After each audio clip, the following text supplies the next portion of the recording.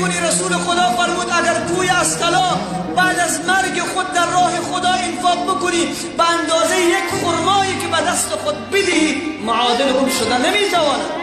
محبوب چه میگه؟ قسم میخورد به الله، میگه قسم به پروردگار آسمان ها که از دادن صدقه در راه الله هیچ کمی و کاسی در مال نمیآید. اگر تمام خزانه های پروردگار برای دنیا پرستان داده شوند باز هم بخیلی میکنن و چیزی در راه خدا نمیدهند.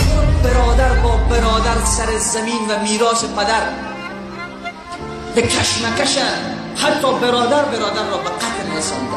امروز مردم به پدر خود زشت میگن، امروز به خواهری که در کنارشان بزرگ شده لباسشان را شسته است، زحمتشان را کشیده، غذایی برای برادر آماده کرده، وقت سر مال دنیا میشود خواهر نمیشناسد.